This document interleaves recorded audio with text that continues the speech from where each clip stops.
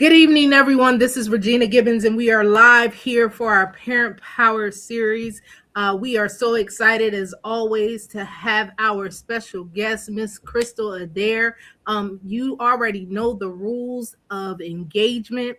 If you are paying attention through Facebook, through Instagram, or even through YouTube, I need you to get your paper, your pencil, your crayons, your markers, your chalk, whatever it takes for you to take some notes, but you are going to want to take notes tonight. We are going to be talking about suffering in silence, and we are going to break the stigma of mental health, because we know that it can be a stigma, but we do also know that it exists. So, if you have questions, please don't hesitate to put them in the chat. I will absolutely be monitoring them. And we are going to get ready to jump right in. We're going to start with Miss Crystal introducing herself, giving us a little bit about her background, and then we're going to go into a question and answer. And we have some juicy questions, and I'm sure we're going to get some good answers from her and some good guidance on how we can start breaking down this stigma. So the floor is yours, Crystal. All right. Well, first of all, I just want to say shout out to you. Shout out to Why Not. Shout out to the Parent Power series. Shout out to Regina Gibbons. Regina, you're killing it. You're killing it. And you're meeting a tremendous need for our youth, for our parents, for our families, for our communities. So I just want to say thank you once again for this opportunity. This is year 6, and I never get tired of coming back. My email says mother, teacher, writer. So that hasn't changed.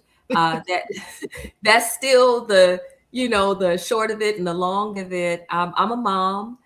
When we first started Parent Power series, he was 13. Now he's 19, and he's a thriving sophomore in college, and he's finding his way. He's a full 4-year scholarship recipient. So, that helps mama's pockets considerably. And he's doing well. He's going on to major in meteorology and mathematics. That's always been his love in addition to music. So he's still doing the piano and the cello thing and composing music and such. So very proud of him. Keep him lifted, family. Those of you, if you believe in prayer, keep them lifted. Keep all of our babies lifted. I'm a teacher. This is year 26. I don't even know that when I stepped into the classroom, that is what I planned on doing for 26 years, because I majored in mass media arts. I graduated from Clark Atlanta University with a degree in radio, television, and film. And so it was really the newsroom and being a news anchor that was my goal, and I still love that lane. I dabble here and there, but it was the classroom that caught me in its talons, and I've been there ever since. I work with 9th and 10th grade students at the high school level, but I've taught every grade from kindergarten through college, and also I've done adult education as well. English is my specialty, but I've done any subject with words, any kind of reading, writing, SAT prep, theater arts, workforce development, career readiness. I've done the whole 9, and a writer. That includes books, that includes stage plays. I love theater. I love writing and directing, and spoken word. Spoken word is actually how I got into teaching. So so that's me in a nutshell. And I think first and foremost, want to put this out here, a child of God, a work in progress. God is still working on me, but I would be remiss if I didn't say it is only by the grace and the mercy of my God and my Lord and Savior, Jesus Christ, that I stand and that I continue to push and persevere every day. Understood. Well, I guess, the conversation is over. That's all we need. No, but we're going to jump right in, right? So we're talking about suffering in silence. And so the conversation about mental health, what is your connection to this conversation about mental health? Oh, wow. I think for some of you, if you've been a part of the Parent Power series now for the several years that you've had this up and running, I probably will sound like a broken record. You may have heard my story before, but I think, God, when I think back on it, God was telling me some 50 years ago, Crystal, you went for a ride, honey. Um, 17 months old, I was abandoned by my mom. It was the 70s back then. She was addicted to drugs, we're thinking heroin. My brother was 6 years old at the time, and we were abandoned in a garage, like the garage of a home. For 2 weeks, we were left there. And it's only because someone called somebody that CPS finally showed up. They took us to an orphanage in DC. And then on the other side of town, the other side of my testimony, were my parents, my adoptive parents, but the only parents I've ever known, right? So my mommy and my daddy. And they were well established foster parents in the foster care system. And they always appreciated being a foster parent, but they wanted a more permanent family structure. And so they went out and they found my brother and myself and brought in another foster brother and sister team and raised the four of us under the Adair surname and gave us all the love they could muster. They were super strict. I mean, like, right down south, old school, not playing any games, super strict. And they just poured into us uh, until I was 14. And then my adopted mom passed away the day after Thanksgiving. And then 13 months later, on Christmas Eve morning, my adopted father passed of a massive heart attack. So here we go. The cycle of suffering and silence, the cycle of depression started there. And then I went to go live with a family friend who, from the outside looking in, seemed to be very stable, very stable. Uh, Only to learn shortly after moving in with her that she was very abusive. So, from the time I was 15, after losing my parents, until I went to school at 17, there was physical abuse, there was verbal abuse, there was starvation at one point. She felt that was the best way to teach me a lesson, was to uh, not buy food and not to feed me. And so here I am, this teenager. I didn't have my parents.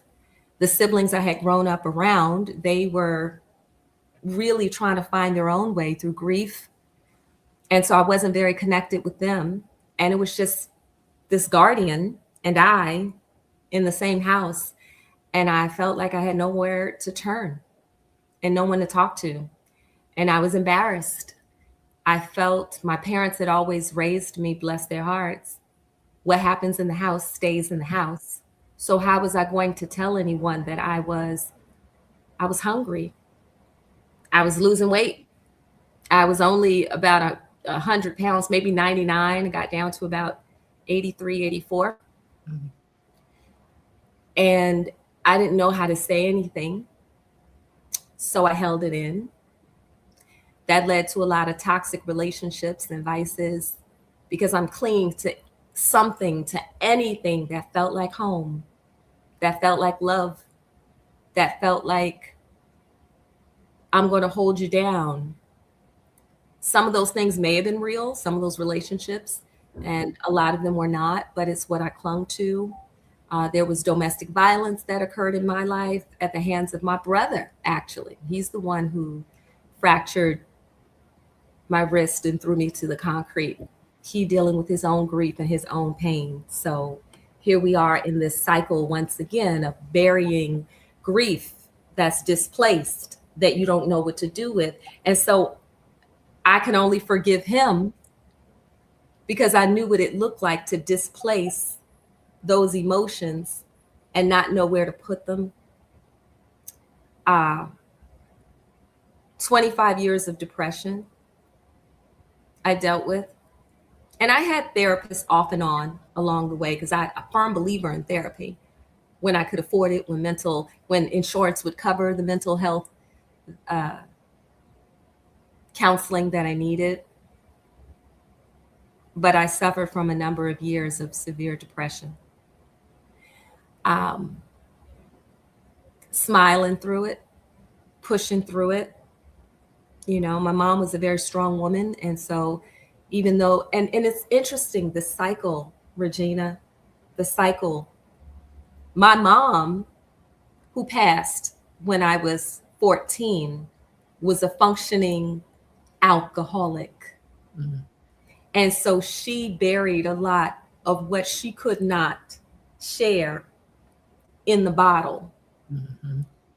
Because when you are a homemaker and you are a wife and you're a woman of God and you're holding it all together and you're holding together this family, where do you go to say I'm not holding it together, to say I'm falling apart, to say that there's a lot of trauma triggers, grief that like I'm bottling up. Where could she put that? So she drank it away. I watched her, and perhaps maybe not on a conscious level, but still deeply impactful. I learned that you suffer in silence. You smile. You pray. You don't talk about it.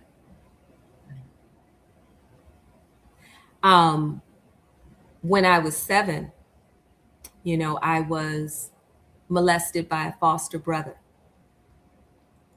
one of the 4. My mother wanted so badly to hold together this family. She knew the truth. And she did her darndest to keep us separated once she found out, separated under the same household. Mm-hmm. But there was no healing that was done, there was no conversation. So, what was I going to do with that?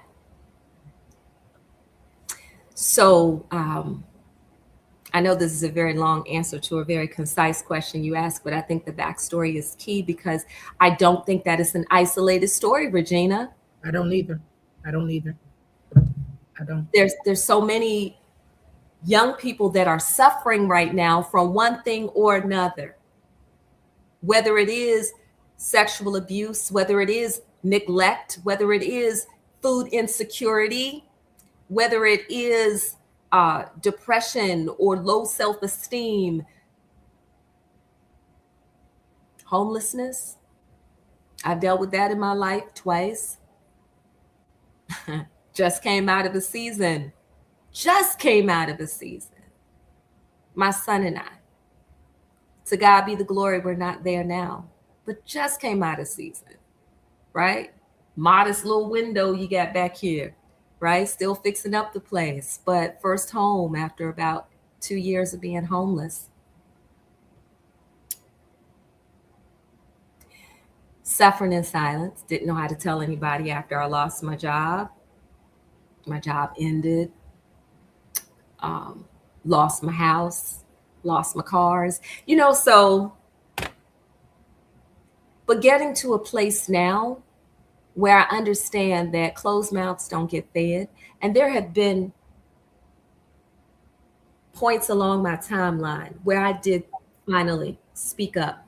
And I finally gave a voice to my pain, to my past, to the trauma, to the triggers, letting people know what I needed. What I learned, Regina, is that, and I hear from talking to so many people, a lot of people who need the help won't ask. So that may not be the right approach to meet their need. If you see that something is going on and something is up, you might be the one to initiate that conversation. Or to say, not just what do you need, but hey, sis, offering it. If they turn it down, that's one thing, but offering support of some kind. And then that can be the passageway to a conversation. I'm, talking to a lot of people in this season who are dealing with grief, suffering in silence. A lot of people in this last 7 or 8 months that I think I've lost, 8, 9. Mm-hmm.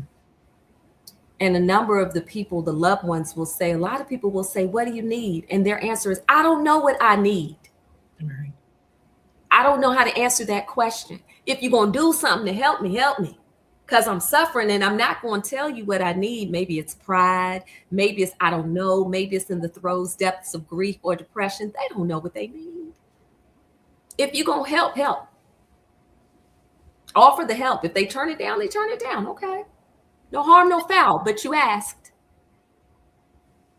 So that's one thing that I'm learning in this season. I'm one, I don't know how to accept help. I don't know how to ask for help. I'm learning at this big old age of 50, but it took me half a century to get here.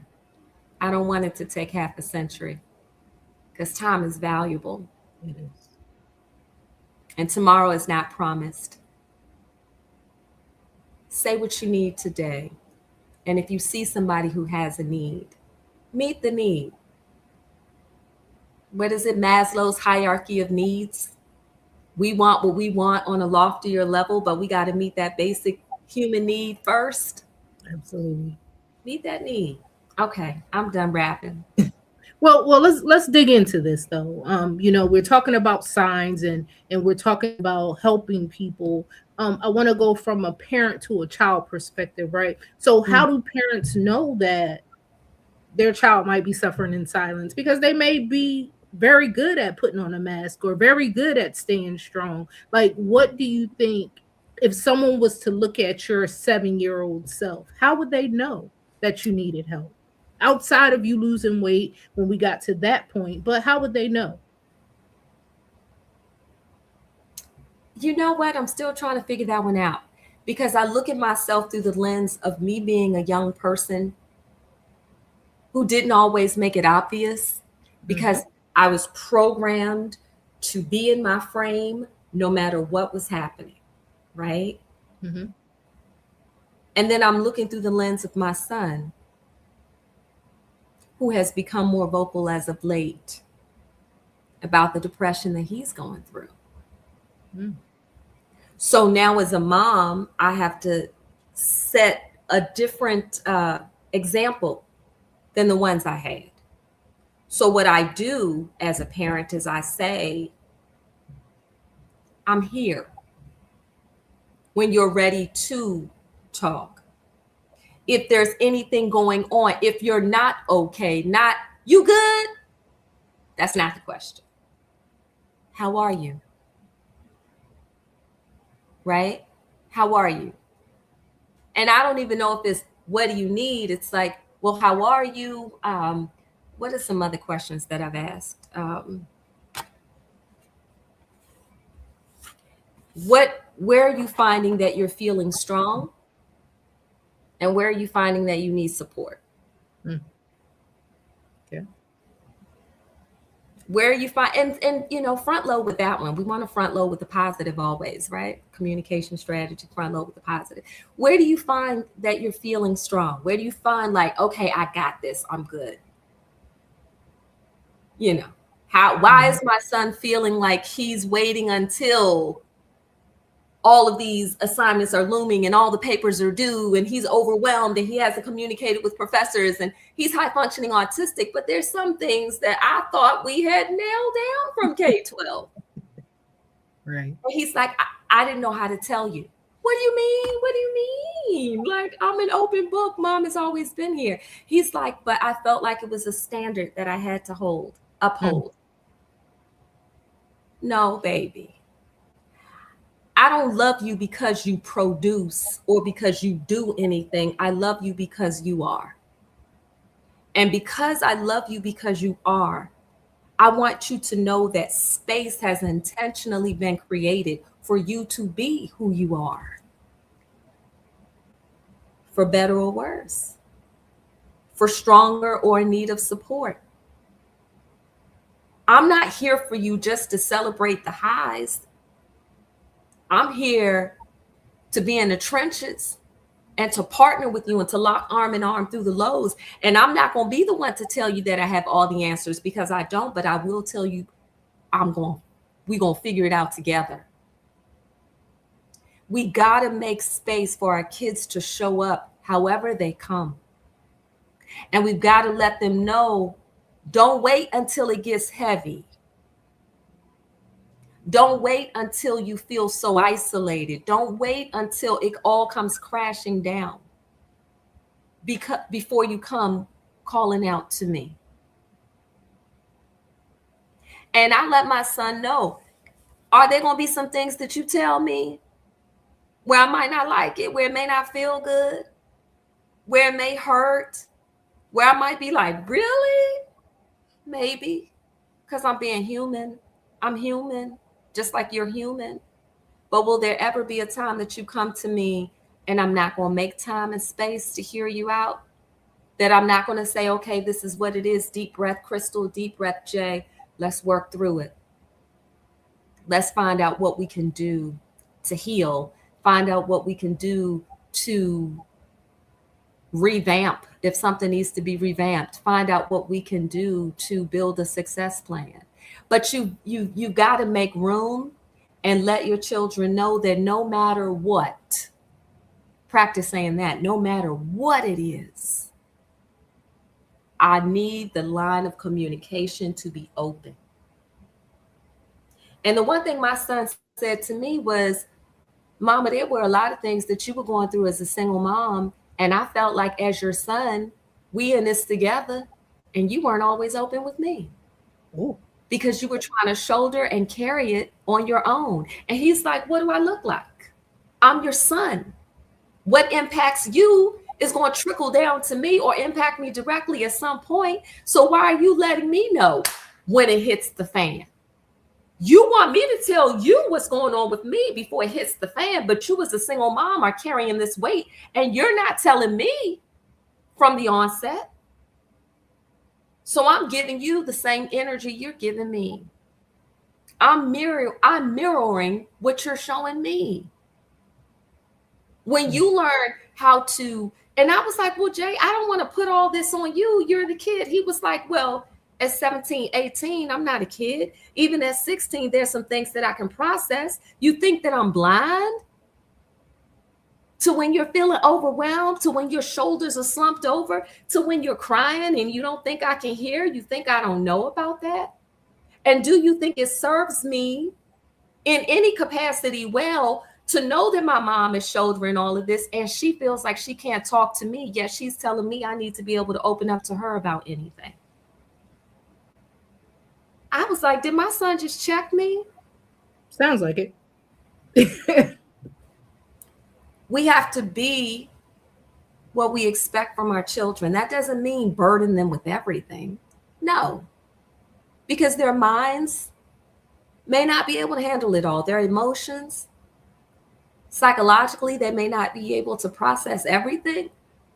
But we do have to find age-appropriate ways to be honest and transparent before things hit the fan. And that's a lesson. And I'm, one and done, I guess, right? So that's a lesson that I had to learn, but I'm hoping that that's something that I can pass on to folks who are listening out here, to family, right? Because we're all family. We're all in this together. To family who's listening out here. Create the space for your children, but also be the example that you want them to see when it comes to being open, honest, and transparent. Don't let things hit the fan with you and you're carrying the weight and the burden and you're not sharing some of that with your children in a way that's healthy, age appropriate, but in a way that's honest, because they cannot develop that mindset and those healthy social, emotional learning habits if they do not first see it from you, even when it's hard. Those are the best lessons, right? Mm-hmm. You going through sickness, you gonna wait until you get really, really sick before you start telling your kids what's going on? No. Come on. You going through financial strain, you gonna wait for your kids to break their pockets with all your wants before you let them know this is the deal, this is what we're dealing with, this reality? No. Right? You dealing with grief, maybe your children are dealing with it too. Baby, you know what? My heart hurts too. And there are going to be some days when mom doesn't have it together. because I'm feeling like the loss. I'm missing this person too, but we're going to get through it together. Open, honest, letting them know you don't have it all together. Because if we can say that, if we can give ourselves permission to say that we don't have it all together, but we're working on it, imagine what freedom that gives our children. Mm. Mom, I know you want me to have it all together with my schoolwork and my grades and my academics, but I'm falling apart here. I'm not doing well. Okay, okay. Let's look at what's going on, break it down piece by piece, and let's work through it. Let's first take a deep breath, acknowledge that it's okay, acknowledge that we're human, acknowledge that we're all works in progress. And now let's build a plan to move forward together.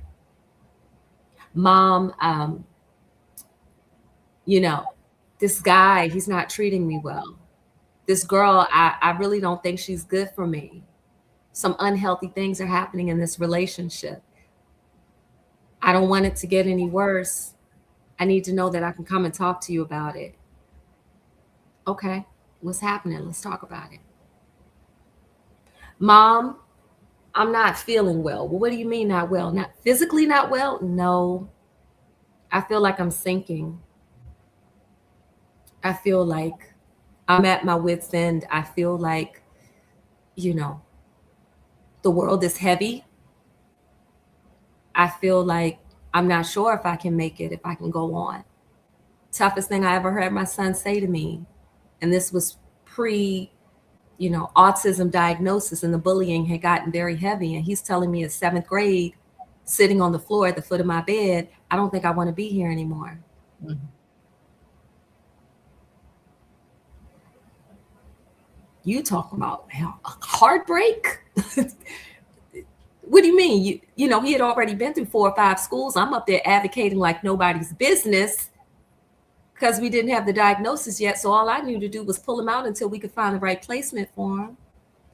And eventually we did, after we went through the process of getting the diagnosis and finding the right, program. But to hear him say that, I had to make space for that. I had to let him know it was okay to feel that way. It wasn't okay, the dynamics that got you to that place. But I thank you. And learning how to tell our children, thank you. Oh, thank you. You hear what I'm saying, Regina? They could have gone to a million different places. So the moment, it's rich, honey. Don't miss it. Don't miss it. Don't miss it. Don't miss it, family. The moment that your children choose you, the moment that they choose to open up and to be honest and transparent and give you the ugly, but they choose you. First things first, thank you. What do you mean, thank you? Thank you for coming to me. Because you could have gone to your knucklehead friends out there who don't know what side is up. You could have gone to somebody who doesn't have your best interest at heart, but you came to mama. You came to daddy. You came to grandma. You came to auntie. Thank you. Thank you. Give them room to breathe. Give them room to be. Let them do most of the talking at first. Affirm for them that it's okay. Again, the dynamics that got them to that place may not be okay. Them feeling what they feel is valid. That's okay. And if that place is not healthy, let's build a plan together for getting you to a healthier place. But first of all, thank you for coming to me. That whole thank you, those 2 words change the whole paradigm. I'm grateful that you came to me. I use that with my students now. A lot of my students come into my class. I don't even teach them, Regina. I don't teach them kids. I got kids coming to my room, giving me the biggest hugs in the morning and throughout the day. They sneaking in. Where you supposed to be, baby? I'm supposed to be in Mr. and Mrs. Such and Such class. I just came by to give you a hug. I don't know these babies from a can of paint. And when you don't know them, you know what you say. Hey, baby, good to see you. Because I don't know your name. I'm going to call you baby. But, they come in and they're grateful. Mm-hmm. I've had so many, there's one kid in particular who came in and it warmed my heart. And I know you've had these moments, Regina, and I know many of those who are listening have had these moments because they avail themselves to be there for children. And a young man came to me and he's like, I'm having the darndest time with my dad. Like, I feel he's pressing me out. He's pressing me out. Like, the other sibs don't get the way I get treated. And he thinks so little of me and so low of me. And I'm trying to prove myself and do better and da-da-da-da-da. And, and I just gave this man some advice and some reality checks. Well, what made your daddy get to this place about you? Why he feeling this way about you? Let's be honest. Mm-hmm. And he was like, well, I had made some mistakes. I wasn't always truthful when he wanted to know A, B, C, and D. I wasn't always forthcoming. Okay. So your father's responding in a very human way. Not just a fatherly way, but a very human way. It's hard for him to trust you because you've given him a reason not to. You think that might be it? Okay. And I said, look. I said, we got to be honest about these things and it's okay. So I gave him a game plan on what he could do. And to have this young man come to me 2 weeks later, he said, Miss Adair, thank you. Conversation with him, when he came to me, I started out with, thank you. He came back to me 2 weeks later, thank you.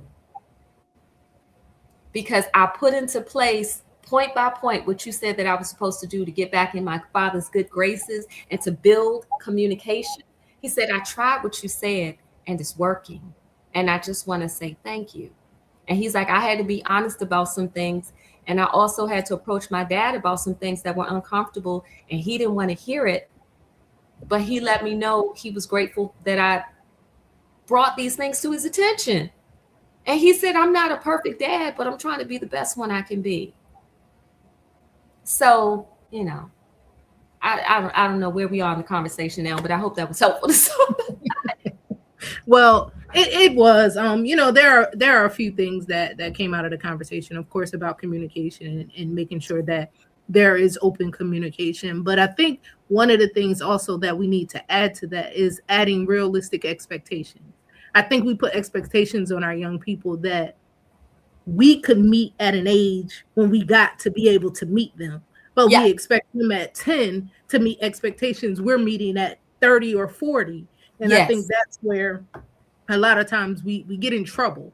We get in trouble. We need to let kids be kids, right? And meet them where they are. And I think sometimes we forget that aspect. So just wanted to add that piece. But something else that you talked about, and it is prevalent, unfortunately, in the Black community. Yes.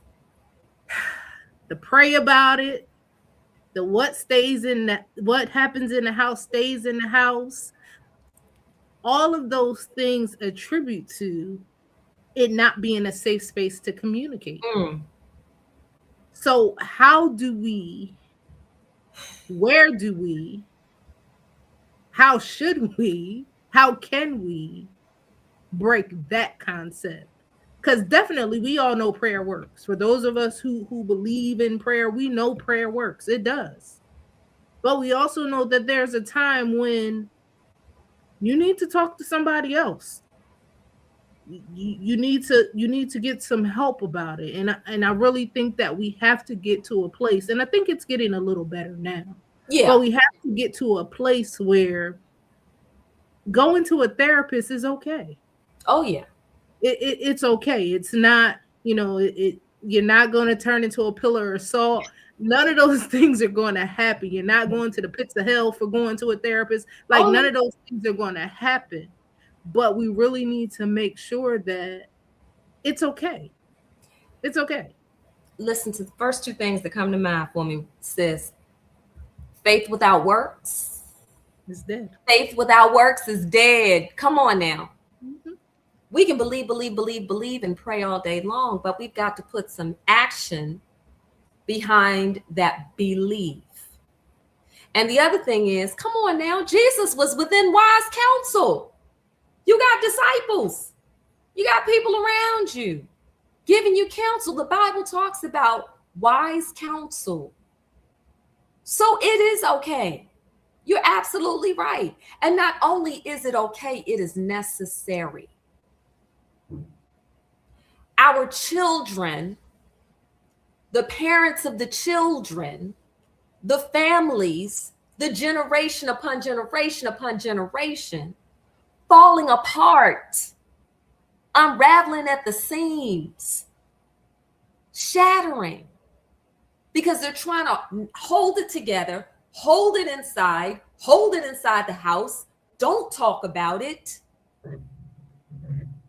I don't have room to breathe. People don't have room to breathe. They don't have room to be. You've got to talk to somebody. You cannot shoulder this on your own. You get therapy for your child, your doggone sure better get some therapy for you. We don't know what we don't know. Half the reason our children are running around here looking loosey-goosey is because we didn't have the right emotional tools for processing what we went through. We're carrying around unresolved trauma, triggers, tragedy, things we haven't healed from. But then we look at our children and say, well, what's wrong with you? Well, what's wrong with you? Did you ever take the time to get the therapy you needed? Did you ever sit down and talk to somebody about it? You and your siblings, this child's aunts and uncles, you don't think that they see what's going on? You don't think they feel it in the atmosphere? You don't think that they see an underlying current that something is happening, something has happened? Things going on every day in the family and nobody is talking about it, and you want them to kind of walk through as if everything is just so, when it's not. That's unrealistic. You said it, Regina. It's unrealistic. Something is happening in your house, just like something was happening in my house. And it may not be your fault that it happened, but it is your responsibility to fix it. I'm not blaming you for what happened, but I am putting the onus on you to get the therapy to begin the healing, because what you don't heal, you begin to spill over to your children. And it's not fair. Here I am thinking I'm creating this open line of communication between my son and I. And he's like, Mom, it's not what you say. I'm watching what you do. You're telling me to open up and be transparent and to share with you my burdens. Yet you're going through and it's impacting how you operate from day to day as a mom.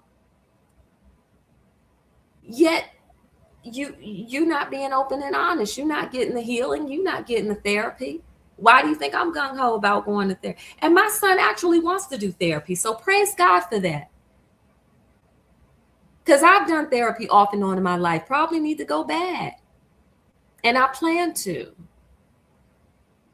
And the other thing is, don't always wait for something to be wrong to go to therapy. Sometimes just do a little check-in. Yep. A lot of times people are like, well, ain't nothing wrong. My family good. We strong. We laugh. We talk. We get together for the family functions and everybody good. Okay, well, you know what? There may be some areas where they're not good. So what about that 1 or 2 or 3 who aren't good in the family?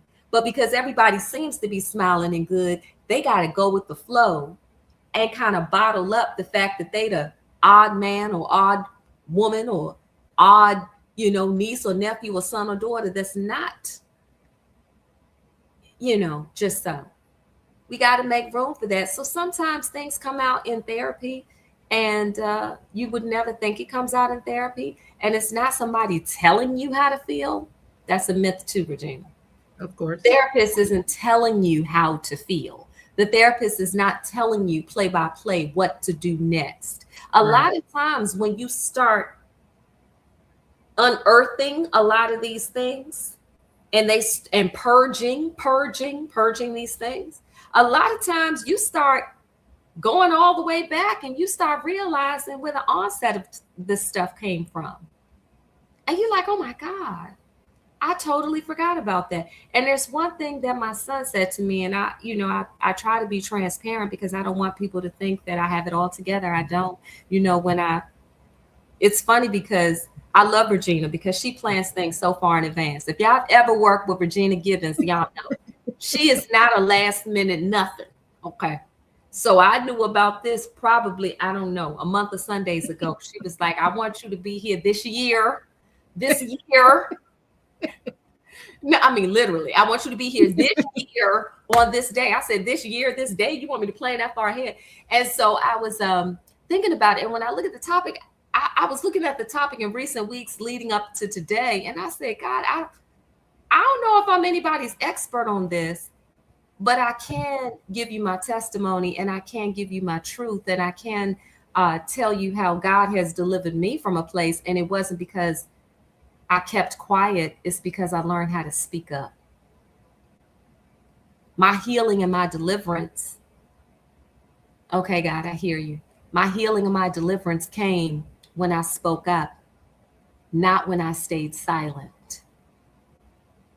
Your healing and deliverance, your child's healing and deliverance, your family's healing and deliverance, generations upon generations of cycles that you must break. Again, it's not your fault. You didn't get the family there, but it's your responsibility to turn it around. That falls on you.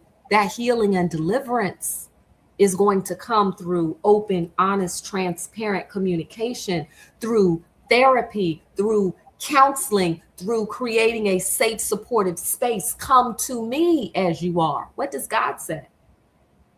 Don't wait to get cleaned up and dressed up to come to church and find Jesus and find the Lord. Come to me as you are. Make a space for your children to come to you as you are. You come to your children as you are. You all go to therapy as you are. You bring the family together as you are. As you are. And we got to be realistic about that. There is nothing, absolutely nothing wrong with therapy. It's necessary. With all the toxicity that's happening in our communities today, Regina and I were talking about it before we went live. So much going on with our young people, and they walking around puffed up. Young boy at school today, young man, young king. And he's going off at an adult that's easily twice his height. Don't mess with me. I'm about to pop off. And you can tell that there's something bubbling up under there, right? There's a undercurrent. And the teacher said, I don't know what I did. I didn't know what happened. I said, it wasn't you. Mm-hmm. That's what you call spilling over. That young man is projecting from a place, and the only way he knows how to emote, how to communicate, how to convey what it is that he's feeling, what it is that he may need and not know he needs, that's the way he's doing it, because he doesn't have the tools in order to, that emotional intelligence, in order to be able to communicate his emotions in a healthier way. And that's where the counseling comes in. That's where the therapy that comes in. That's where the Regina Gibbons of the world come in. Oh, okay. Okay. Yeah, you doing it, sis. A lot of people are like, well, I'm trying. You're not trying, Regina. You doing it every day. And we got to give people their flowers while they're here. And we got to give people credit where credit is due. You are a pillar in these communities, Regina. God placed you here for such a time as this. And you are putting up the mirror into people's faces every day, whether they want to see their own reflections or not, especially through these Parent Power series. And you're letting people know, hey, if it's broke, fix it. We already know if it ain't broke, but if it is broke, the converse of that, fix it. And I love how you're giving us these fix it moments through these this series that you do every year faithfully, faithfully. Yeah. So thank you. Absolutely. So as we begin to wrap up, if you could leave everyone with one message to take home tonight, what would that be? You can't heal what you don't reveal. Mm, come on. You cannot heal what you do not reveal. Yeah, God already knows. God knows my heart. God knows where I am. God knows I'm not perfect. God knows I'm a work in progress. Yeah, He does. But He still needs for you to confess with your mouth, just like the people in your everyday life. We need to give space for our children if we want them to heal. We want them to grow. We want them to be their healthiest self. We need to give them space to reveal whatever that is. Your children need to be able to come to you as they are. Don't wait. Don't wait until they fall apart and they're drowning. They're drowning. And then you both are pulling your hair out, wondering what's going on with my child. What's happening here? They're drowning. Where was the open space for them to come and talk to you without you blowing your top like a volcano? They're drowning. They don't know how to talk to you. And let's be honest, have you demonstrated that with them? A healthy way to communicate their emotions? If you have not been that example, and many adults, we don't know how, because who taught us? Right. I'm not blaming you. I'm preaching to the choir. Who taught us? My mom, who I love dearly. I honor her, but she was a functioning alcoholic as well. Let's be real. Who taught her? Was it her mama or her granddaddy who went through their own abuse in the house and didn't know how to put words to it? Who taught them? So the cycle continues. So now who breaks the cycle, family? Does it go on another generation? Does it go on 2 or 3 or 4? Or will you be the one in your family to say it's time to heal? And the only way for us to get to the crux of it, to the meat and potatoes, is to reveal it. Can't keep turning a blind eye. What happened? Who said it? Let's talk about it. How did it leave you feeling? What are you dealing with on a day-to-day? Whatever it is, come talk to me. Don't worry about my reaction. Come talk to me. And then have a calm, safe, supportive space. And if you know you can't be calm, go to therapy. Go to therapy. That's it. Love y'all. So thank you so much, Crystal. As always, we, always leave us with some words.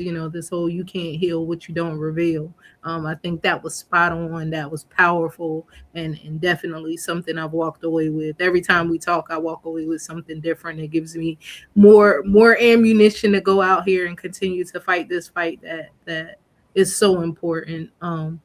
So for everyone who's listening, if you do not follow Why Not, you should. I promise you, you should. There are so many positive things that we're embarking upon. There are so many positive things that we're doing or trying to do for the community, but we also know we can't do it alone. So we are always looking for volunteers. We're always looking for mentors. Just as a plug, we are doing our mobile prom boutique. So if you have clothes, formal wear that you are looking to part with, we would be grateful to have it. But once again, Crystal, we thank you so much for your time, because you could have been anywhere else on a Monday night at 7 o'clock to 8 o'clock. And so because of Oh, that, I couldn't when you plan a year in advance. it wasn't a whole year. Well, so if that's what we're Girl. saying, well, then be prepared for February 2027. Yes, I can't wait. I but love you, sis. but truly, we are grateful. We don't find it robbery. We, like I said, you could have been anywhere else tonight and doing anything else. So we do truly, truly appreciate that you take time to stop by. Why not?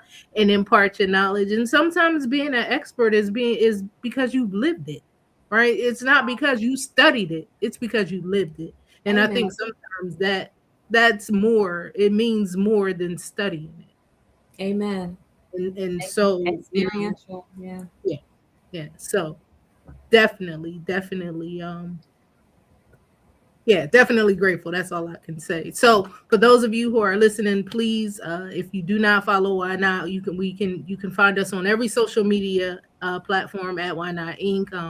Our website is whynotinc.org, and we are looking forward to what's coming for our next Parent Power series. We will be back here in March. March, we will be talking. It'll be another financial month, so we'll be talking about getting our finances in order and making sure that we are prepared to get ready to send these young people off to college if that's where they're going, or if we're going to send them to a trade school, if they're going to the military, or if they're going to a job. But we're going to make sure that they are doing something productive and positive for the community. So, everyone, have a good night, and we will see you next time.